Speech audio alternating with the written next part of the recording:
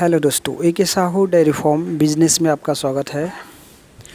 आज हम बात करेंगे गाय सब को जो गन्ना जो होता है ना, गन्ना खिलाने से दूध पर कितना फ़र्क पड़ता है। और गन्ना नहीं रहता है तो दूध कितना रहता है, और गन्ना रहता है तो दूध कितना, मतलब जो गन्ना खिलाते हैं फार्म पे तो उस पे दूध जो लेवल है कितना ज़्यादा का फ़र्क पड़ता है, क्या नहीं पड़ता है, तो उसके बारे में पूरे डिटेल्स में बात करेंगे। वीडियो पे बने रहेगा। तो चलिए स्टार्ट करते हैं।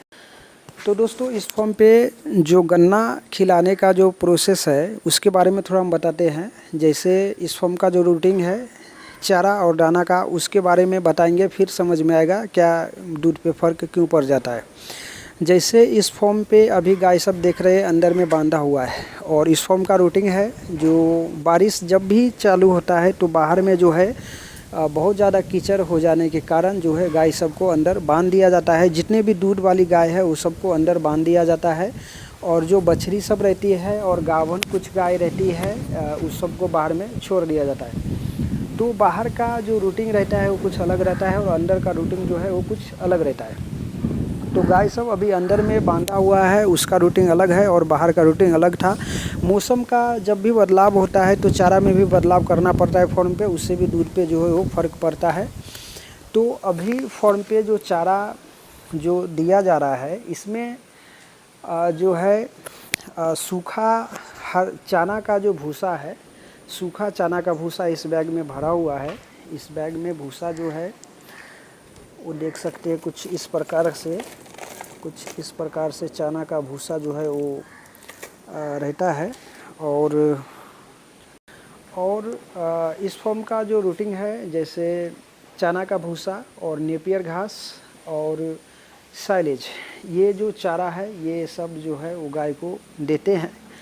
और इस फॉर्म पे जो गन्ना जो आती है, गन्ना जो खिलाते हैं, ये जो गन्ना जो देख सकते हैं ये रूप वाटिका जैसे गन्ना का जो बीज तैयार करते हैं वहाँ का जब बीज का काम चालू होता है तब गन्ना मिलता है, नहीं तो नहीं मिलता है। इस प्रकार से दोनों साइड का इसका जो गांठ होता है वो निकाल के उसको बीज तैयार करते हैं, और ये जो है वो बहुत सस्ते रेट में बेच देते हैं। 1 से 1.5 रुपये किलो के हिसाब से ये जो है वो मिलता है।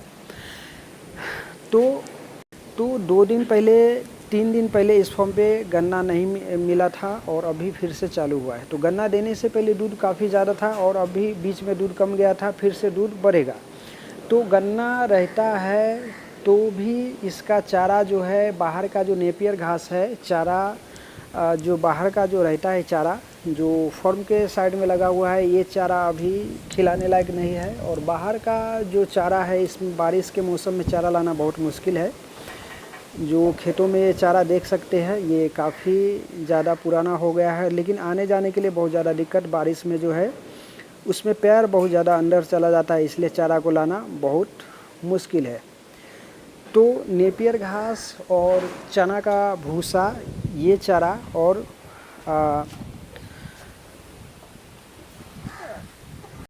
साइलेज, ये 3 चारा जो है वो चालू रहता है।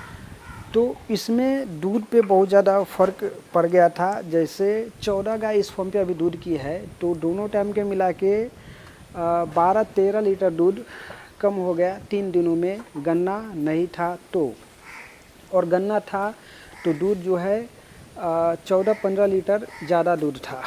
तो इतना दूध पे फ़र्क पड़ा है। अब जो गन्ना जो खिलाते हैं तो बाहर का नेपियर घास नहीं डालते हैं।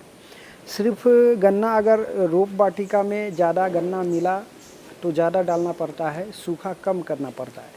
तो जितना ज़्यादा गन्ना गाय खाती है उतना ज़्यादा दूध पे फ़र्क पड़ता है और उसका दूध जो है वो बढ़ जाता है।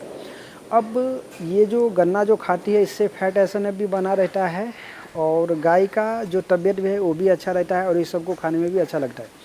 इस गन्ने के साथ कुछ सूखा भी देना पड़ता है। सूखा अभी हरभरा का भूसा है वही इसको देते हैं, और हरभरा का भूसा अगर नहीं रहा तो दूसरा जो ज्वारी का सूखा भूसा होता है, करवा कुट्टी बोलते हैं, वो देते हैं सालू का ज्वारी का।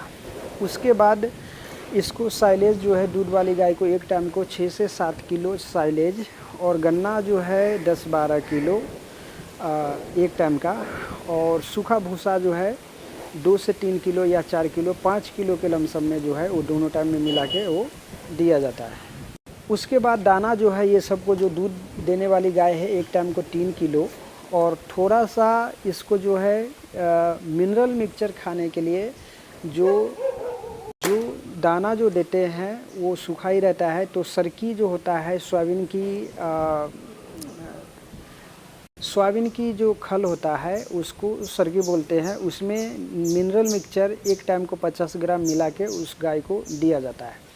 तो इस प्रकार से इस फॉर्म पे जो है गाय को खिलाया जाता है। इसमें दूध का जो लेवल कम ज़्यादा जो होता है वो सब दाना तो रहता ही है, लेकिन चारा में बदलाव होने के वजह से भी दूध का लेवल कम ज़्यादा होता है। तो चारा, जैसा कि हमने बताया, अभी बारिश में दिक्कत है चारे का, तो ये जो गन्ना है, ये गन्ना जब तक फॉर्म पे रहता है तब तक दूध का लेवल बढ़ता ही रहता है, और ये जब तक नहीं रहता तब तक जो है वो दूध का लेवल कम होने लगता है, और गाय सबको जो है वो पेट भी अच्छी तरीके से नहीं भर पाता है, क्योंकि दूसरा कोई चारा है नहीं। और बारिश का सीज़न में गन्ना और सूखा चारा खिलाने से सबको काफ़ी अच्छा होता है। दोस्तों, तो वीडियो के बीच में एक बहुत ही महत्वपूर्ण ज़रूरी बात कहना चाहेंगे कि फॉर्म पे जो लसीकरण का जो काम होता है वो करवा लेना चाहिए। जैसे कि अभी इस फॉर्म पे आज जो है सभी गाय, जितने छोटे बड़े पशु है, सभी को जो है वो लंपी का जो टीका है वो लगवाया गया है। लंपी का टीका लगवाने के लिए जो भी गाय गाभन 8 महीने से ऊपर की है उसको नहीं लगवाया जाएगा, और छोटे जो बच्चे हैं वो जो 4 महीने से कम उम्र की है उसको भी टीका नहीं लगवाया जाएगा। डॉक्टर जो इंजेक्शन लगाते हैं, प्रत्येक गाय को, एक गाय को इंजेक्शन लगाए, लसीकरण का 2 ml इंजेक्शन लगाए तो उसको 10 रुपये लेते हैं। दवा का पैसा सरकार की तरफ से होता है। तो आप भी अपने फॉर्म पे अगर टीका नहीं लगवाए तो उसको लगवा सकते हैं, ताकि गाय सबको लंपी, खुरपका और लार का जो बीमारी है वो नहीं हो सके। तो चलिए स्टार्ट करते हैं, फिर से अपना टॉपिक जो है उस पर बात करते हैं। तो दोस्तों, इस फॉर्म पे जो गन्ना जो है, गन्ना जो खिलाते हैं, गन्ना खिलाने से जो भी गाभन गाय है, दूध देने वाली गाय है, और छोटे बड़े बछड़ी जितना भी है वो सब के लिए बहुत ही अच्छा होता है, क्योंकि उसमें कैल्शियम होता है। और जो बच्चे जो होते हैं छोटे वाले, ABS वाले या कोई सा भी बछड़ी जो खाते हैं, तो वो सब अच्छी तैयार होती है, और बारिश के मौसम में खासकर भी। तो देख सकते हैं ये सबको जो गन्ना जो खाती है सबको पेट भी भरता है और कैल्शियम भी मिलता है, मतलब बाहर से कैल्शियम देने की ज़रूरत नहीं है। और जो भी दूध देने वाली गाय है फॉर्म पे जो कैल्शियम देते हैं, जो बोलते हैं HF गाय को कैल्शियम देने की ज़रूरत पड़ता है, जो HF गाय दूध देने वाली है उसको कैल्शियम देना पड़ता है। ऐसा बहुत जगह फॉर्म पे देते हैं कैल्शियम, क्योंकि बोलते हैं वो गाय कमज़ोर हो जाती है, लेकिन इस फॉर्म पे कैल्शियम कभी दिया ही नहीं गया है। कोई सा भी गाय को कैल्शियम नहीं दिया गया है, सिर्फ गन्ना खिलाते हैं। और मिनरल मिक्सचर जो है एक टाइम को 50 ग्राम सभी गाय को, गाभन गाय और दूध देने वाली गाय और सभी को देते हैं। और जो भी बछड़ी है उसको एक टाइम को 25 ग्राम मिनरल मिक्सचर, वो सबको चालू रहता है हमेशा, और वो देना ही पड़ता है।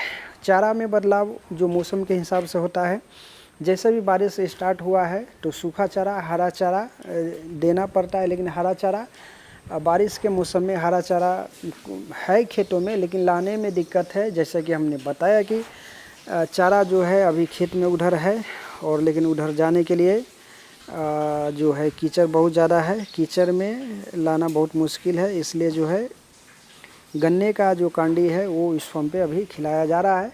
और गन्ना खिलाना काफ़ी अच्छा है, सस्ते रेटों में मिलता है, और 1 से 1.5 रुपये किलो के हिसाब होता है। और बाकी जितने भी चारा है वो सबसे सस्ता है। साइलेज यहाँ इस फॉर्म पे 8 रुपये किलो के हिसाब से मिल रहा है। और सूखा जो भूसा है, सबसे सस्ता वाला चना का भूसा, वो अभी 6 रुपये किलो के हिसाब से मिल रहा है। उससे सस्ता कोई भी चारा नहीं मिल रहा है इस फॉर्म पे। और हरा चारा की बात करें, अगर मक्का या फिर कोई सा भी अगर अलग से ख़रीदे तो बहुत महंगा मिलता है। किलो के हिसाब से बात करें तो किलो के हिसाब से तो यहाँ मिलता नहीं मक्का। वो क्या है, वो एकड़ या कट्ठे के हिसाब से मिलता है, तो बहुत महंगा पड़ जाता है। उसको जोड़िएगा तो किलो के हिसाब से जोड़ेंगे तो 15-16 रुपये किलो के हिसाब से पड़ जाता है हरा चारा। तो वो मतलब ख़रीद के डालना बहुत ही मुश्किल है। और गन्ना भी जैसा कि हमने बताया कि गन्ना ये उस रोप वाटिका के हिसाब से मिलता है, तो उसमें जो है वो बीज तैयार करते हैं, तो उसका वेस्टेज बच जाता है, तो वो जो है वो सस्ते रेट में देते हैं। अगर खेतों से खरीदेंगे तो वो बहुत महंगा मिलेगा। जहाँ गन्ना की खेती होती है, गन्ना का रोप लगाया जाता है, गन्ना का बीज तैयार होता है, उस जगह पे अगर फार्म किए तो को बहुत ज़्यादा फ़ायदा होता है और दूध का लेवल बना रहता है और गन्ना जो है वो बहुत सस्ते रेट में जो है वो मिल जाता है। तो ये जानकारी कैसी लगी कमेंट करके ज़रूर बताइएगा। चैनल पर पहली बार आए चैनल को सब्सक्राइब जरूर कीजिएगा। Thanks for watching the video.